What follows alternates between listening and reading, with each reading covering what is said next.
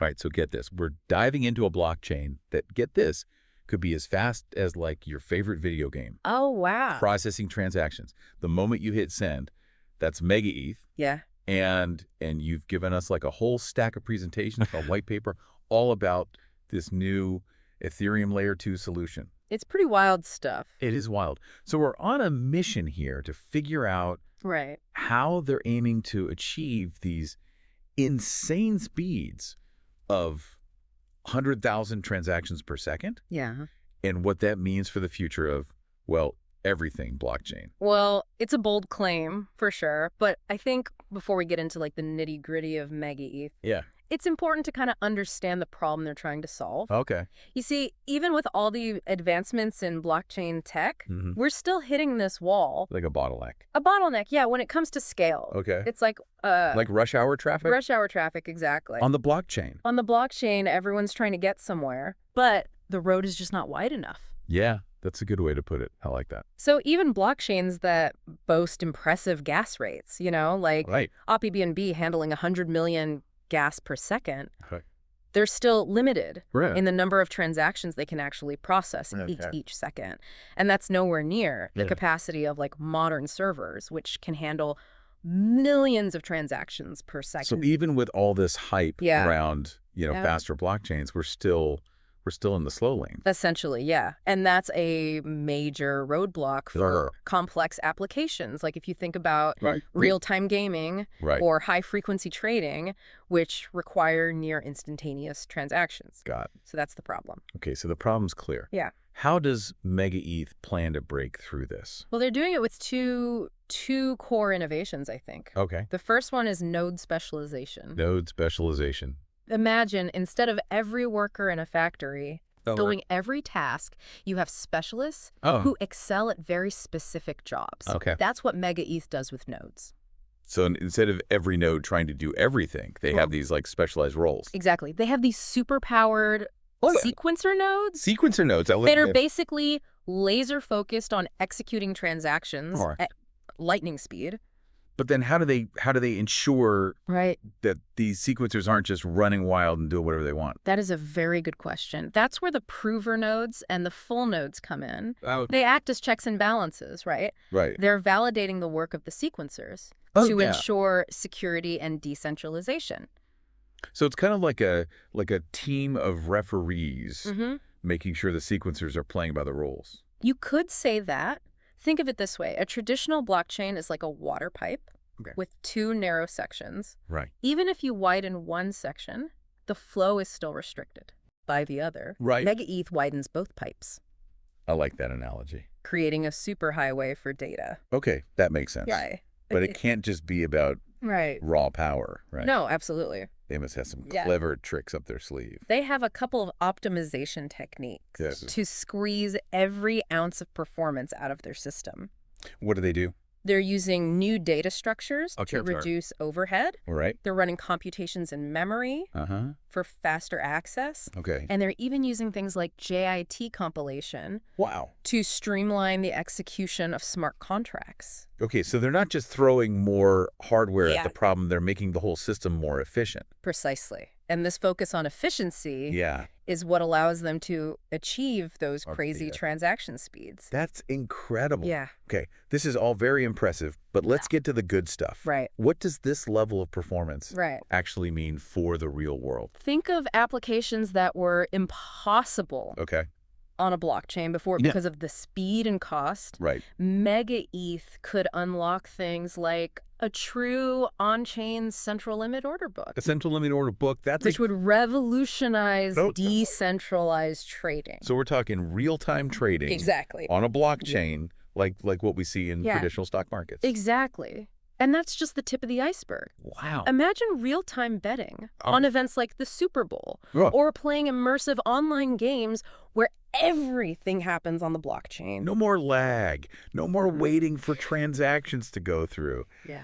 That sounds amazing. And then the implications for stablecoins and payment systems are huge. How so? We could see near instantaneous, practically free transactions. So no more waiting for your cross-border transfer to clear. Exactly. Or paying exorbitant fees to send a few dollars. Yep. That's awesome. It sounds like a dream come true. It certainly has the potential to disrupt many industries. Yeah. But before we get too carried away, I think we need to address the elephant in the room. You mean the question of decentralization? Exactly. With one sequencer handling all those transactions, how decentralized can it really be? It's a very valid concern. Yeah. But MegaETH does leverage the security of Ethereum as an L2 solution, and they're implementing optimistic rollups to kind of keep the sequencer in check. So it's not a free-for-all. Right. There are mechanisms in place to ensure fairness and transparency. Exactly. And users always have the option to force exit back to Ethereum L1. Got it. If they're unhappy with the sequencer's behavior. So there are safeguards in place. Right. But it's still a trade-off. It is a trade-off. Extreme performance for a degree of centralization. It's a debate that's going to continue for sure as MegaETH develops. But one thing is clear. What's that? MegaETH is pushing the boundaries of what we thought was possible on a blockchain. I totally agree with that. And that's what makes this so exciting. Yeah? They're challenging the status quo. They are. And they're forcing us to rethink the limitations of blockchain technology. They're betting big that the demand for this real-time performance will outweigh the concerns about the centralization. Yeah. And it'll be fascinating to see how that bet plays out. Absolutely. Okay, we've covered a lot of ground here. We've talked about the problem. MegaETH is trying to solve their innovative solutions and the potential impact on various industries. But this is just scratching the surface. Let's take a deeper dive into the technical nuts and bolts of how they plan to achieve these groundbreaking speeds when we come back. Sounds good. All right, see you soon. See ya. Welcome back. All right, so we've spent the last segment really getting into the problem that MegaETH is trying to solve. Like, how do we get these crazy speeds and all that good stuff? Now, I want to roll up our sleeves and get into the engine room. Let's do it. Of MegaETH. All right. You know, I'm really interested in the how, the why.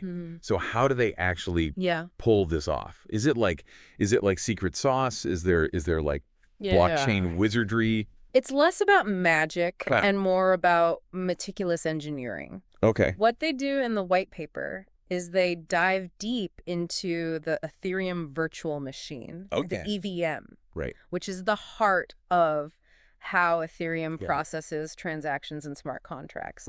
And it's often blamed for Ethereum's speed limitations. So they're basically saying the EVM is the bottleneck. Not quite.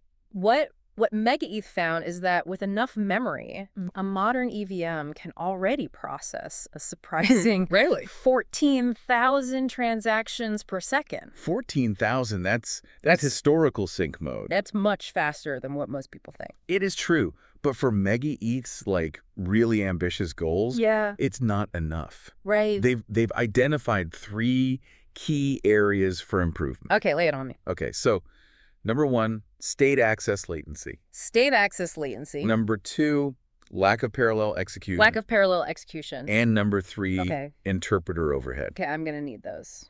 All right. Broken down a little bit. Let me break it down for you. Yeah? Imagine you're cooking a complex dish. Okay, I like where this is going. All right. State access latency is the time it takes you to find the right ingredients in your pantry. Okay. Parallel execution is being able to chop veggies and stir the sauce at the same time. At the same time. I got it. And then interpreter overhead. Is having to translate a recipe from another language every time you cook. Okay, that makes a lot more sense. Does that help? Yeah. All right. So MegaETH is making things faster by ensuring the ingredients are readily available. Exactly. Doing multiple things at once and streamlining how the recipe is executed. Precisely. They equip their sequencer nodes with tons of RAM. Okay. So the entire blockchain state is essentially held in memory. Got it. No more waiting for data to be fetched from a hard drive. So it's all there. It's all there. And then, yes, they implemented parallel execution, which allows multiple transactions to be processed concurrently. So it's like having a whole team of cooks working in sync, each tackling a different part of the recipe. Exactly. And then lastly, they use techniques. Like JIT compilation. To translate the EVM's language into something the computer understands natively. Making execution much faster. So it's all about squeezing out every bit of efficiency. Exactly. But here's a catch with parallelization. Okay. The speed up Yeah. depends heavily on the types of transactions being processed. Got it.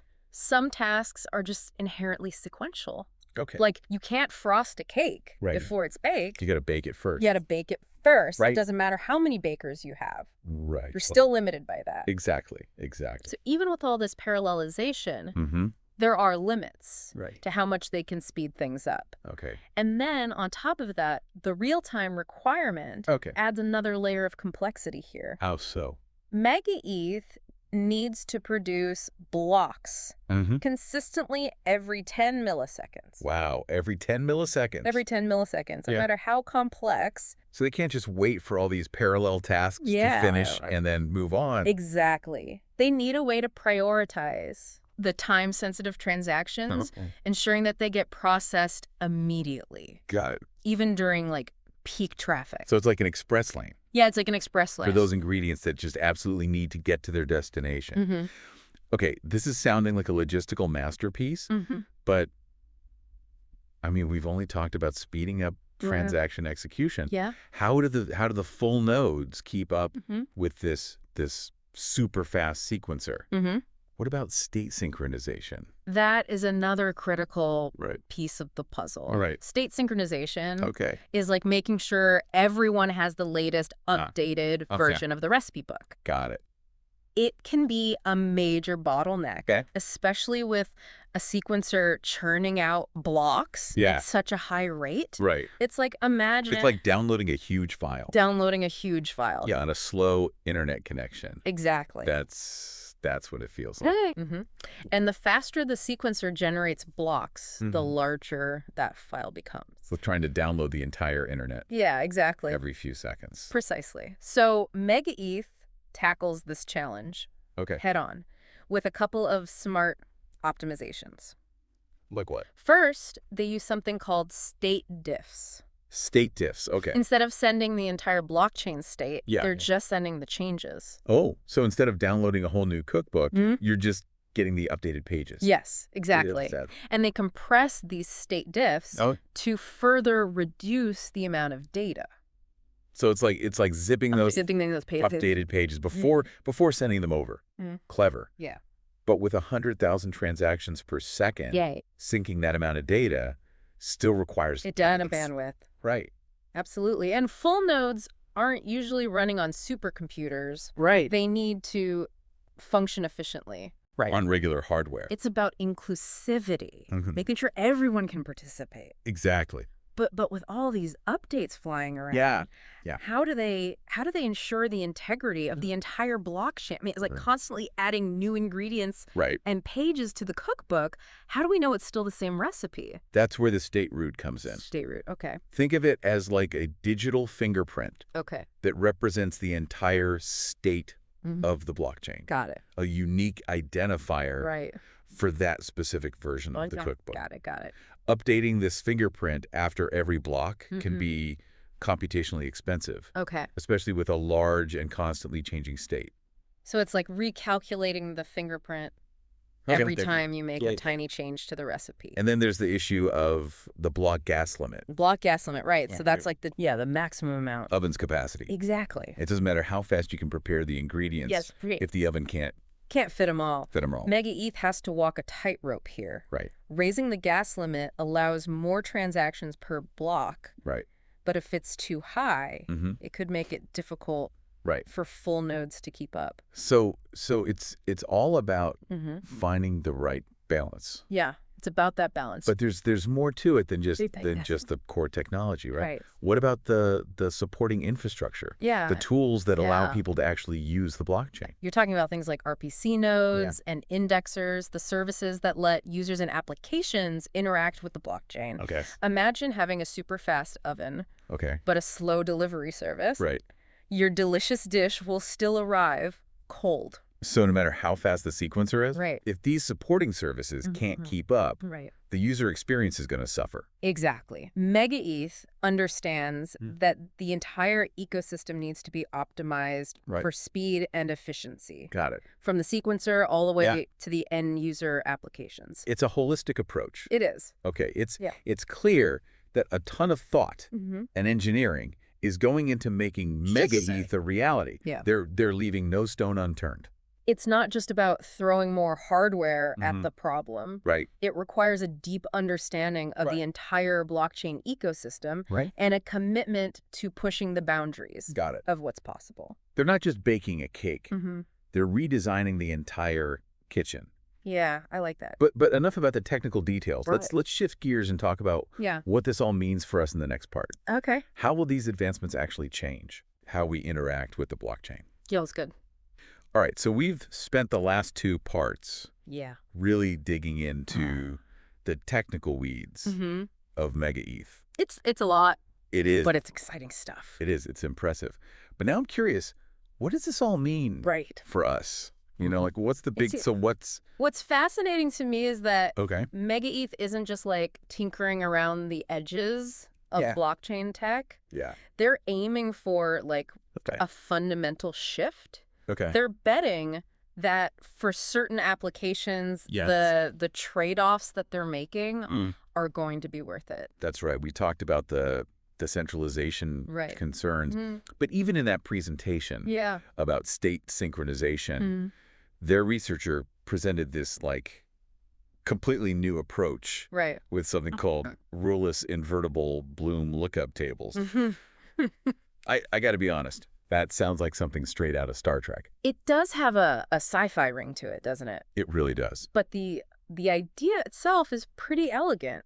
Instead of the usual like back and forth of comparing entire state tries, they found a way to like efficiently stream only the necessary information for a full node to catch up. So instead of like downloading this massive software update every time, your phone just gets like the tiny bits of code that actually changed.